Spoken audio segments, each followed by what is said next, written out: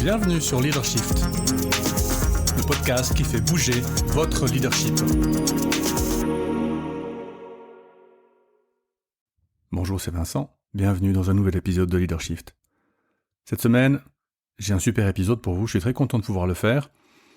On a déjà parlé de sécurité psychologique dans ce podcast, aux épisodes 48 et 129, mais j'étais pas hyper convaincu par les actions que je vous recommandais pour développer la sécurité psychologique.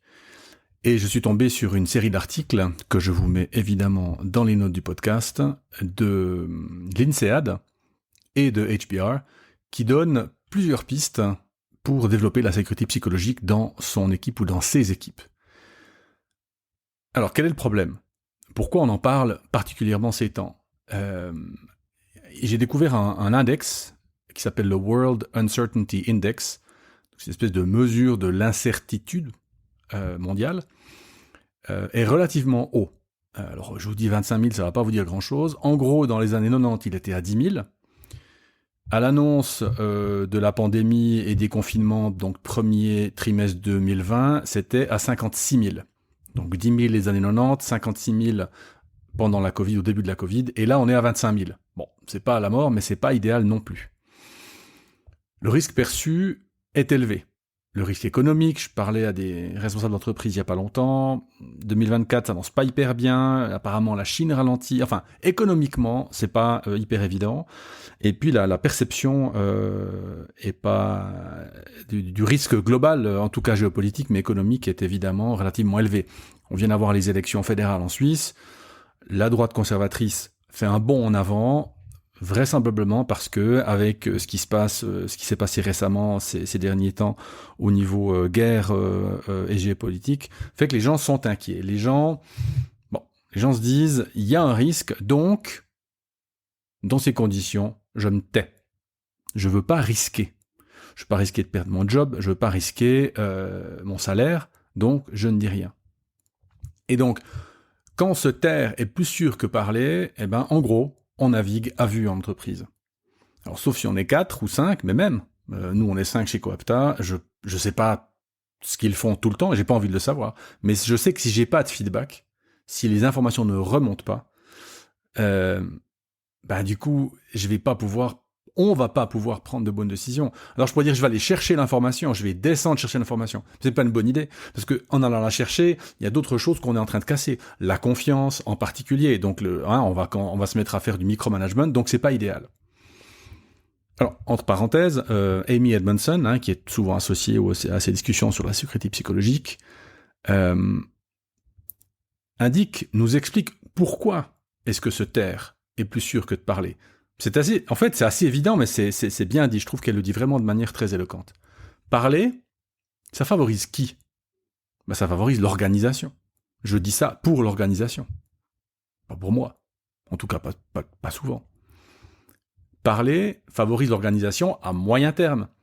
Si c'est un peu une grosse boîte ou même une PME, faut du temps, faut que ça décide, débloquer des budgets, des machins, que ça se fasse. Bon.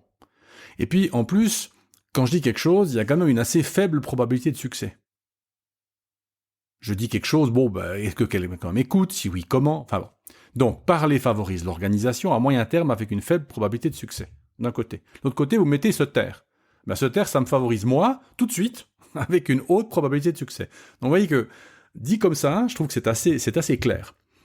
Et donc, nous, en entreprise, nous devons absolument changer cet équilibre, finalement, entre parler et se taire. Et donc, comment changer cet équilibre ? La promotion de la sécurité psychologique peut nous aider à rétablir, voire même à favoriser la parole plutôt que le silence. Alors, j'ai 8 actions pour vous aider dans ce sujet-là. On va les prendre dans l'ordre. On commence par soi, ce qui est pas mal aussi. Je trouvais intéressant l'article de l'INSEAD pour ça. Commencer par soi. Quand est-ce que moi-même, j'hésite à parler ? Quand est-ce que moi-même, je me dis, tiens, ça, je vais pas en parler, ça va les inquiéter, etc., etc. Ça va me donner des perspectives intéressantes sur les hésitations de mes troupes, de mes équipes. Et donc, sur les sujets sur lesquels je navigue à vue. C'est-à-dire que si moi j'hésite à en parler, ça veut certainement dire que tout le monde hésite à en parler, et donc que dans ces sujets-là, eh ben, j'ai pas l'info.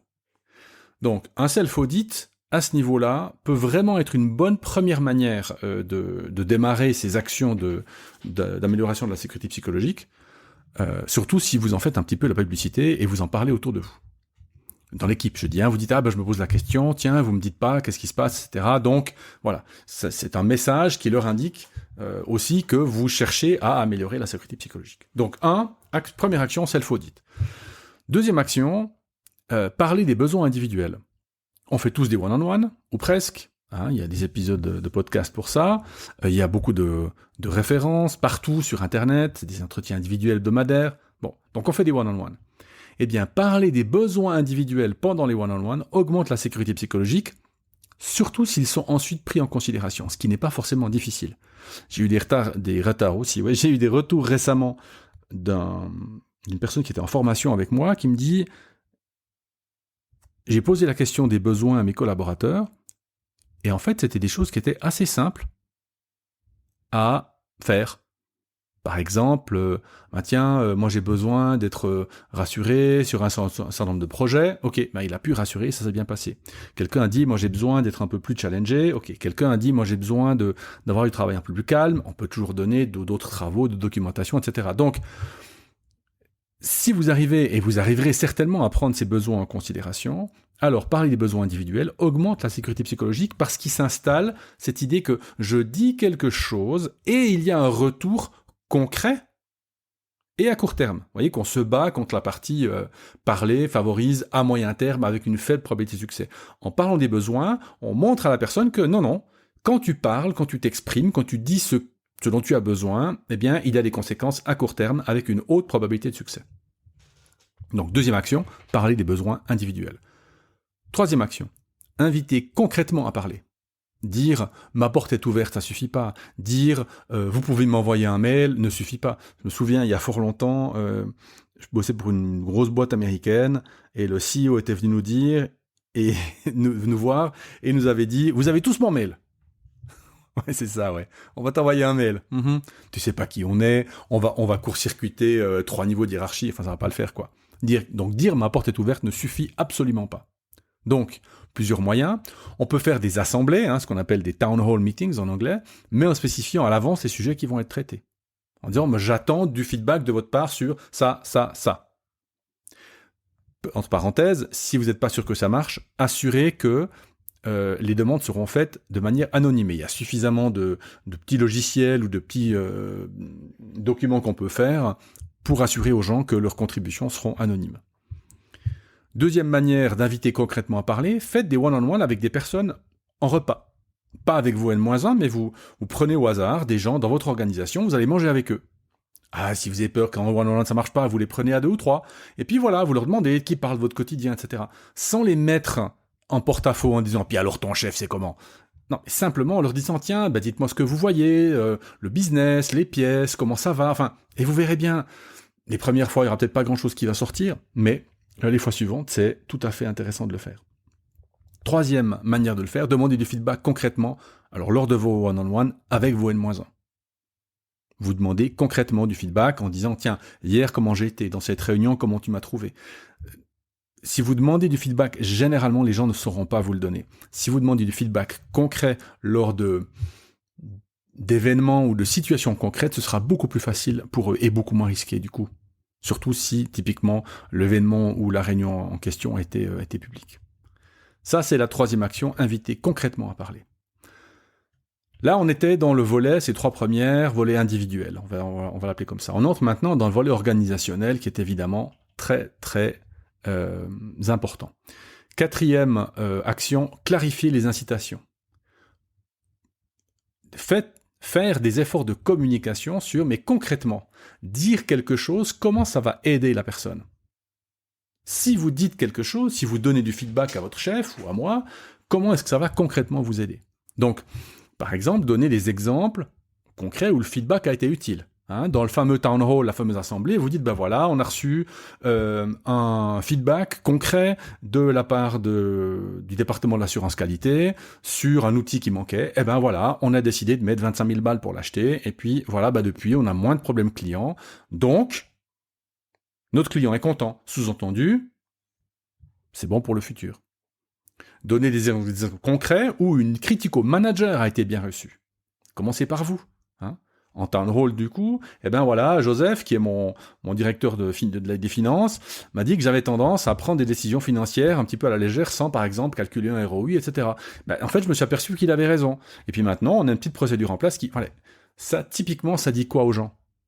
Ça dit, il écoute. Le chef écoute. Alors, quand vous avez ces exemples et que vous commencez à les construire, vous allez évidemment utiliser les canaux officiels pour les communiquer, mais vous allez surtout utiliser les canaux inofficiels. Vous allez utiliser Radio Couloir. Vous allez dire ces choses-là aux gens, aux personnes dont vous savez particulièrement qu'elles vont le dire à d'autres personnes. Dans le canal inofficiel, ça prendra encore plus de valeur. Donc, par exemple, si vous avez imaginé que quelqu'un pense « je vais me faire virer si je dis quelque chose », eh bien, il faudrait pouvoir que cette personne pense « je vais continuer de bosser ici si je dis quelque chose parce que le client sera plus satisfait ». Par exemple, problème de qualité. Donc, clarifier les incitations, clarifier les raisons pour lesquelles parler est une bonne idée. 5e action, éliminer les punitions. Le mauvais est plus fort que le bon pour modeler les comportements humains. J'ai un épisode à venir, je vais enregistrer un épisode là-dessus parce que j'ai trouvé une petite étude qui le montre de manière assez convaincante. Le comportement humain est beaucoup plus facilement modelé par la peur que par les perspectives positives. J'ai pas lu l'article, mais à mon avis, c'est une question d'évolution, simplement. Quand tu sauves ta peau, tu sauves ta peau. Une fois que tu l'as sauvée, ok, c'était un truc en plus, mais si tu sauves ta peau, c'est très très intéressant et très important. Donc, éliminer les punitions, alors évidemment, les punitions, je dirais, financières ou licenciements, mais aussi les punitions ou les comportements négatifs. Par exemple, si vous recevez une mauvaise nouvelle ou un feedback qui vous plaît pas trop, pas de mauvaise humeur, pas de commentaires qui mettent la pression. Parce que ces petites choses qui pour vous sont juste des mouvements d'humeur, qu'est-ce que ça donne à votre organisation? Le chef, il est pas prêt à écouter. La chef, elle aime pas trop. Puis quand la chef, elle aime pas trop, bouh! D'accord? Donc, éliminer les punitions institutionnelles, mais aussi les punitions personnelles. 6e action, créer des récompenses. Vous allez dire, mais bon, je vais pas leur donner des récompenses parce qu'ils font leur job. Ah bon? Donner des retours, ça fait partie de leur job. Je suis pas si sûr. Parler, donner un retour, c'est un signe de générosité. Je fais confiance. Je mets quelque chose dans la corbeille. Quand je dis, je suis pas obligé de le faire, je peux me taire, je fais mon job, mais je me tais. C'est marqué où que... Et donc, être généreux, en retour, permet d'actionner la machine. Tu es généreux parce que tu parles, je suis généreux parce que tu as parlé. Ça fait pas partie du job des gens d'exprimer des avis, des opinions. Enfin, moi, en tout cas, j'ai jamais vu ça marqué dans une description de poste. Donc, créer des récompenses. Alors comment? Alors on peut mettre des points, on peut mettre un bonus, on peut remercier, ça, je crois qu'il y a suffisamment de moyens d'être généreux avec des collaborateurs ou des collaboratrices. Action 7, normaliser la vulnérabilité. La vulnérabilité, donc la démonstration qu'on fait des erreurs et qu'on est vulnérable, permet de réduire l'anxiété. Parce que on baisse les attentes que les gens se mettent sur eux-mêmes, qui génèrent pour certaines personnes de l'anxiété. Je dois être parfait, parce que sinon le chef. Vous faites ça avec vos enfants, par exemple, petite parenthèse, ça a des effets tout à fait intéressants. Mais moi aussi j'ai fait des conneries quand j'étais petit. Ah bon? Sous-entendu, je dois pas être parfait, je dois juste faire attention à ce que je fais. Donc pratiquer de petits gestes de vulnérabilité permet de réduire l'anxiété. Alors admettre des erreurs, par exemple, est-ce qu'on fera différemment? Bien sûr, mais admettre une erreur, quelque chose qu'on a mal fait récemment. Admettre des doutes, qu'on ne sait pas tout, dire écoutez, je ne sais pas. C'est une magnifique démonstration de vulnérabilité. Je suis pas supposé tout savoir, mais même pour ceux qui pensent que je suis supposé tout savoir, j'admets que je ne sais pas. Alors je peux me renseigner, on peut essayer de réfléchir ensemble, mais là maintenant je ne sais pas. Parler de ses échecs précédents et de ce qu'on a appris grâce à ça. Cette vulnérabilité, je l'utilise beaucoup en formation avec des groupes, parce qu'évidemment, moi, je suis planté là-devant, je parle avec assurance, n'est-ce pas, et je dis, voilà, il faut faire ci, il faut faire ça, machin, et les gens ont l'impression, souvent que c'est un gros challenge, c'est pas facile de faire tout ça. Et je leur dis, mais attendez, je vous dis de le faire parce que certainement, moi, je le faisais pas, enfin, parce que je sais que je le faisais pas quand j'étais à votre place. Et je leur donne des exemples, quand j'ai pas fait mes one-on-one, quand j'ai pas fait mes trucs, quand j'ai pas dit ça, etc. Et je vois que ça leur fait penser que finalement, c'est pas grave si j'y arrive pas, mais au moins je peux essayer. Donc, normaliser la vulnérabilité, et plus ça commence en haut, mieux c'est. Dernière action, former les individus et les équipes. Former, ça ne veut pas dire leur donner des recettes, ça veut aussi dire, pour les individus, au travers du coaching professionnel par exemple, quelqu'un qui prenait l'équipe ou le département dans votre entreprise, dans votre organisation, où il y a le plus d'erreurs qualité. Eh bien, c'est peut-être parce que les gens ne parlent pas. Les gens savent très bien sur le terrain ce qui se passe et ce qui ne va pas, mais ils n'osent pas le dire. Eh bien, faites un coaching professionnel pour le responsable ou la responsable de ce département. Ça lui permet de prendre conscience qu'elle n'est pas assez vulnérable, qu'elle ne demande pas assez de feedback, et ça se coach très facilement. Pour les équipes, c'est pareil, on va faire du coaching d'équipe ou de l'animation d'ateliers d'équipe, c'est égal, et on va prendre des situations concrètes. On va dire, voilà, dans ce cas-là, qu'est-ce qui a été dit, pourquoi ça a été dit, ou pourquoi ça n'a pas été dit. Ça mélange, ça fait prendre conscience, et c'est aussi relativement facile à faire. Et je vous en parle parce qu'évidemment, chez Coopta, on le fait. Coaching professionnel et coaching d'équipe. Donc, résumons. Parler est beaucoup trop facile. Se taire, justement, est beaucoup trop facile. Et parler demande beaucoup trop d'efforts aujourd'hui. Parce que l'incertitude augmente. Donc, faisons la promotion de la sécurité psychologique. 1. Self-audit. 2. Parler des besoins individuels. 3. Inviter concrètement à parler. 4. Clarifier les incitations à parler. 5. Éliminer les punitions. 6. Créer des récompenses. 7. Normaliser la vulnérabilité. 8. Former les individus et les équipes.